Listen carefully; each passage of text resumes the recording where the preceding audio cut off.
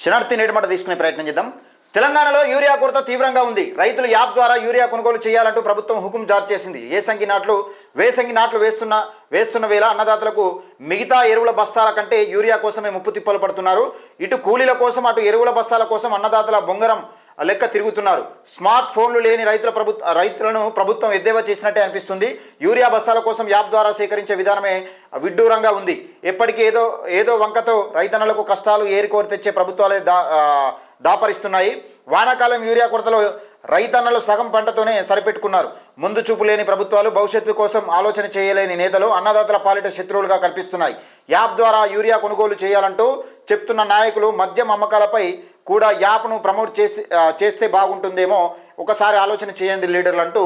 అదే ఇక్కడ విషయం ఏంటంటే మద్య అమ్మకాలపై కూడా యాప్ ప్రమోట్ చేస్తే బాగుంటుంది. మద్య అమ్మకాలు పైసలు వచ్చేది కాబట్టి ఇది పైసలు యూరియాకు రైతులకు ఇస్తే ఏమవుతుంది, పైసలు పోతాయి, పైసలు పెట్టుబడి పెట్టాలి. అక్కడనేమో పైసలు వస్తున్నాయి. అవసరం అంటే యూరియా కాదు వైన్స్ టెండర్లు ఎక్కువ ఏపీఎండ్ అని అన్నారు. చూసారా, గది మన ప్రభుత్వం పరిస్థితులు ఇట్లా ఉన్నాయి. తెలంగాణలో యూరియా ఇయ్యలేని పరిస్థితిలో ఈ దిక్కుమాలిన ప్రభుత్వాలు ఉన్నాయి. ఏ ప్రభుత్వం అయినా, అది బీఆర్ఎస్ అయినా బీజేపీ అయినా, యూరియా మేమిస్తున్నాం అంటే మేమిస్తున్నాం అని చెప్పుకుంటారు కదా ఆ బీజేపీ వాళ్ళు. ఇప్పుడు చెప్పుకోరు మరి యూరియా మా వాళ్ళనే కొరత వచ్చిందని. సిగ్గుండాలి కొంచెం అన్న చెప్పుకుంటానికి.